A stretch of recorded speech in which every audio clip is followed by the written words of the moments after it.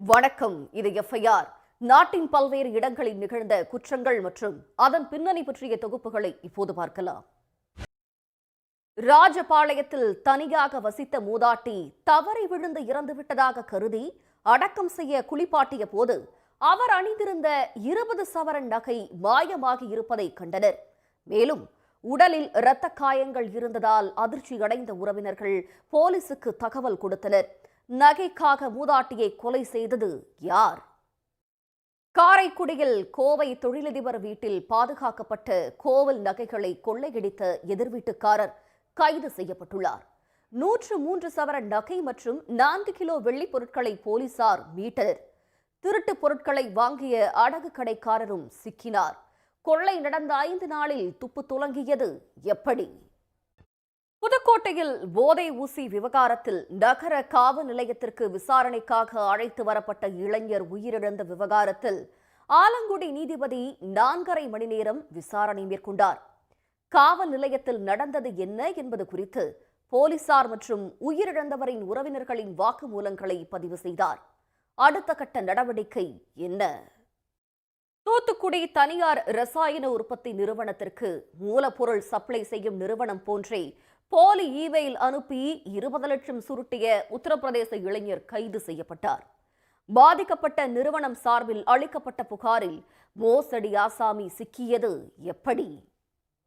சொத்துக்காக 2 மகன்களுக்கிடையே ஏற்பட்ட சண்டையால் இறந்த தந்தையின் உடலுக்கு 3 நாட்களாக இறுதி சடங்கு செய்ய முடியாமல் உறவினர்கள் பரிதவித்தனர்.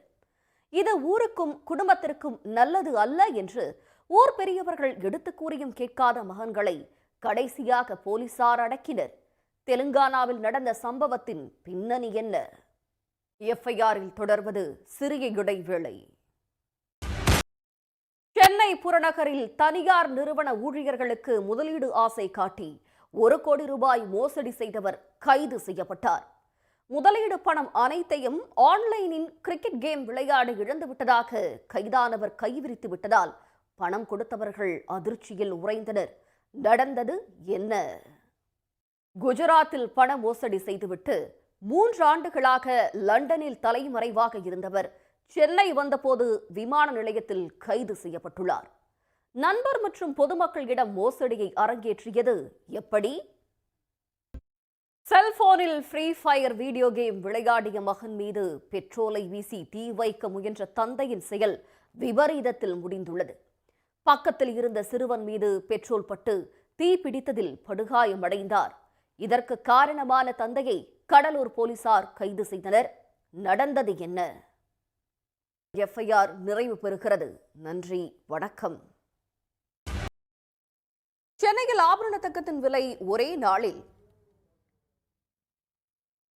செய்திகளில் தொடர்வது சிறிய இடைவேளை. ஆரணி நகராட்சி அருகே உள்ள இரும்பேடு, ராட்டினமங்கலம், பையூர், முள்ளிப்பட்டு கிராமங்களை